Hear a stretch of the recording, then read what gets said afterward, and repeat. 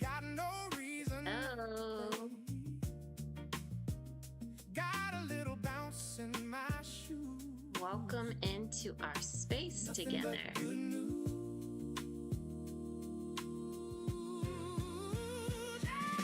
Hey, hey, I'm feeling alright. Got a little sparkle in the light. Whoa, nothing can stop it. Got a happy little whistle in my pocket. Wheel, wheel, wheel, wheel. Welcome, Candy. Welcome, Anton.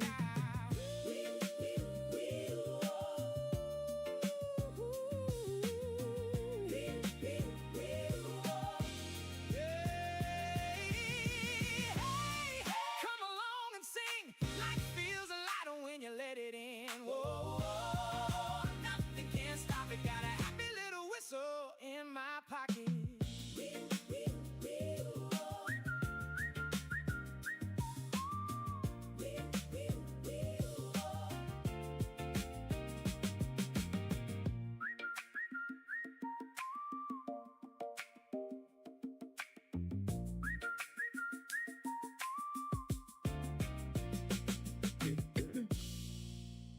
Welcome. I hope you enjoyed that little ditty. Oh my goodness. I made that a couple of days ago. Was not planning on sharing that with anyone. I was just curious what a song would sound like with whistling and just a happy little ditty. And I was like, I need that song today. I need something a little uplifting. I'm going to be transparent. I'm still really exhausted, but I'm feeling good and hopeful and full of gratitude still. So welcome in to day 8, the magic ingredient. Woo woo. All right. So before I get started, I'm going to go and read your comments in the chat. Blessings, Candy. Candy says, I don't know if it's just me or once you start doing better, elevating yourself, the external negativity seems to be more noisy, something I've been noticing. I agree. I feel like once we kind of raise our vibration, anyone else's vibration that's lower than ours, you feel it like really fast and intensely. Anton, I think the noisy is your brain trying to remain in comfortable patterns where it feels safe and predictable. Even pain, hurt, and suffering can become normal and familiar to your brain, so it knows how to handle that. Feeling better is uncomfortable. Yes, I call that thriving after surviving. Like once you get out of survival mode, how do you show up? How do you start living differently? Yesterday, and this is from Anton, I sliced my thumb on the mandolin slicer. Uh-oh. And I gave gratitude that it was not worse than a Band-Aid cut. Okay, good. Did not complain at all and felt lucky. All right. I want to say I was challenged yesterday too. I walked out to my car and had a big old sticker on the back window from like our little neighborhood police saying my plates were expired and I didn't have a parking permit. Well, we don't have parking permits here. And so I took it to the office and she was like, don't worry about it. And I was like, okay, cool.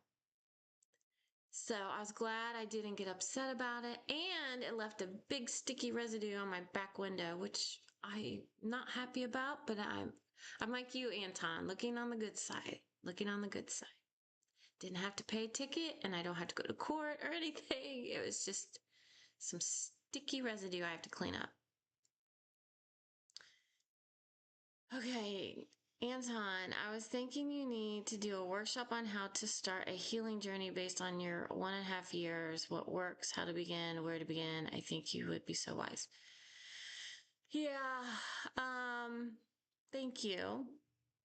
I'm still healing, and I don't think I would want to do something like that until I feel a little bit more done.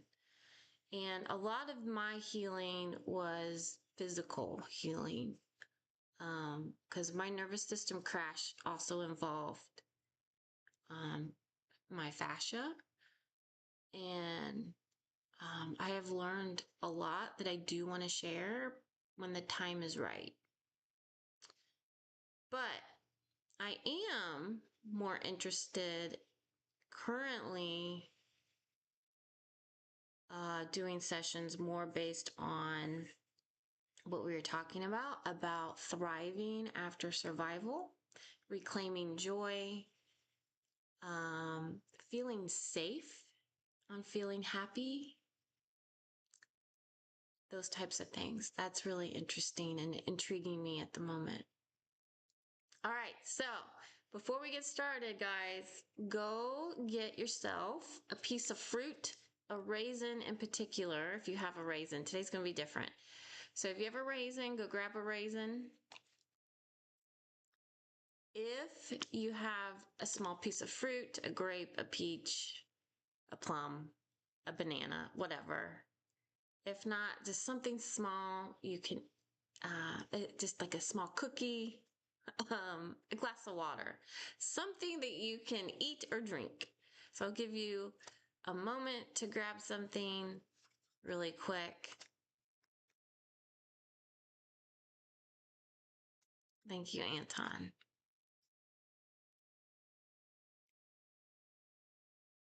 Just finished your baking class. Okay, well, hopefully you have something you can grab near you.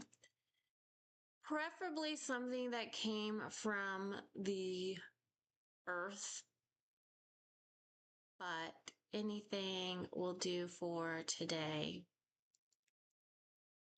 So let me know when you're ready. You have a slice of cucumber. Okay. For the mandolin episode. Okay, good.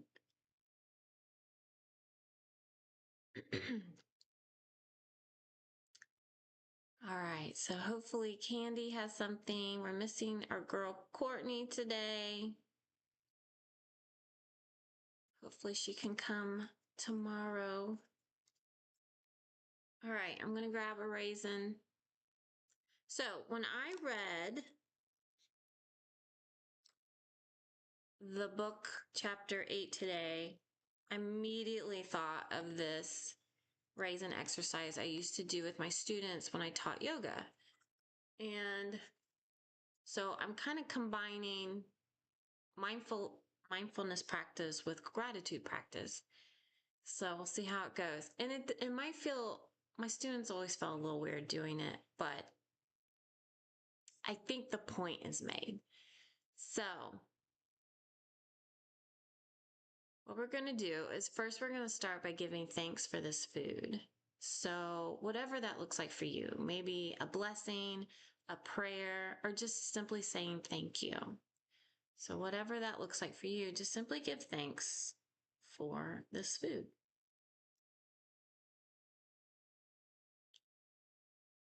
And now we're going to give gratitude for our food and our glass of water. And you can just simply say, thank you for sustaining my body. Thank you for nourishing my body. Without food and water, we cannot survive. Thank you for helping me think clearly, move, and function properly. Thank you to all the people that contributed to growing, harvesting, distributing, packaging, transporting this food. Or you can even think how the water got into your glass, the piping, the filtration. all the systems working. And now we're going to give thanks to nature for the soil, the nutrients, the sun, the rain, for creating this food and this water. And this food is a gift, and this water is a gift.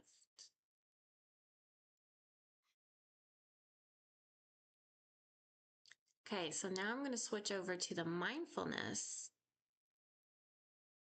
So first, hold your food or your glass of water. And if it's small like mine, you can put it between your finger and thumb. And imagine you just dropped in from Mars and you have never seen an object like this in your life. And take some time to really focus on it. Gaze at the raisin with care and full attention. And let your eyes explore every part of it.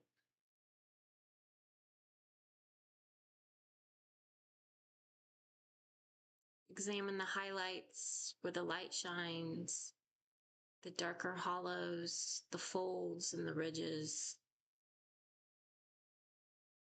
Any uneven parts or unique features.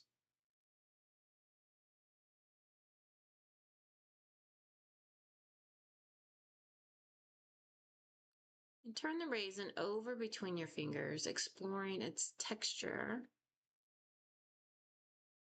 Try doing this with your eyes closed, if that enhances your sense of touch.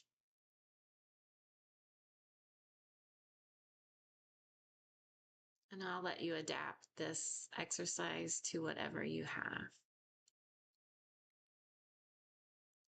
Now hold the raisin or whatever you have underneath your nose. With each breath in, take in any smell or aroma. And notice anything interesting that may happen in your mouth or your stomach. And I started thinking, I bet we would have a lot of different reactions if we were holding chocolate or bacon or something that had a strong fragrance.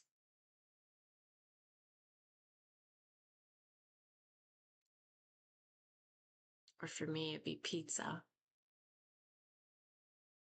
So now slowly begin bringing the raisin up to your lips, noticing how your hand and your arm know exactly how and where to position it.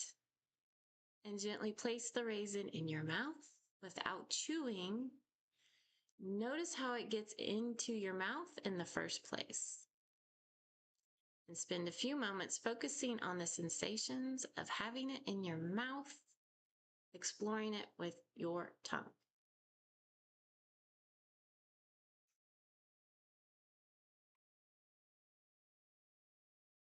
When you're ready, prepare to chew the raisin, noticing how and where it needs to be for chewing. Then very consciously take 1 or 2 bites into it. Notice what happens. Place close attention to any waves of taste that come from it.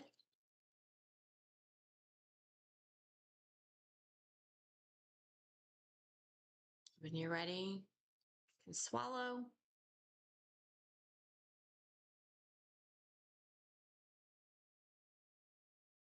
I think I need some water. Get that puppy down.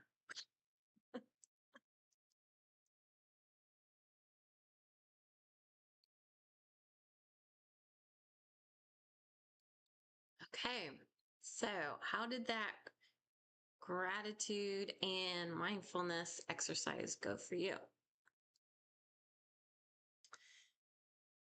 Anton, I remember listening to Thich Nhat Hanh, Mindful Eating, so powerful and beautiful. Love what you are teaching here. This is so transformational. Awesome. Now I want pizza. I always want pizza. I have such a salt tooth. Yeah, but I think that mindful practice is the mindful eating is really valuable. And I think we're so busy and we just scarf down our food, or a lot of times we're eating when we're driving or eating while we're doing other things. So just taking a little bit of time and appreciating the food and experiencing the food is really powerful. And when I was first studying yoga, um, it says to eat um, while you're not doing anything else, just focusing on your food. So, no TV, no talking. You are literally just focusing on everything on your plate and how it tastes and giving thanks as you eat. This was exceptional because it's just taking the time to appreciate the food. Yeah. Yeah. And just really think about the food's journey and how it's a gift and how we need it. Yeah. Okay. Well, that's what I had for today. Water is life and we take it for granted oftentimes. Yeah, we do. And it's not until like the electricity goes out and we realize, we don't have it, is when we're like, oh man. And we use water for everything, cleaning ourselves, washing our hair, brushing our teeth, cooking, drinking. We use it in recipes. I mean, it's just vital to life. Anton, it reminds me how we are all connected to each other and to the universe. Creation itself. It is the foundation of our existence, the gift of nourishment. Yeah, I love that. Yeah, that's amazing. All right, guys, well, keep up the good work. It's such a blessing to meet with you guys every day and do a little gratitude. And just a reminder, if you want to do your 10 things that you're grateful for today, your magic rock, and your dollar bill. All right. Thanks for joining me. I hope to see you tomorrow. Take care, everybody. Bye.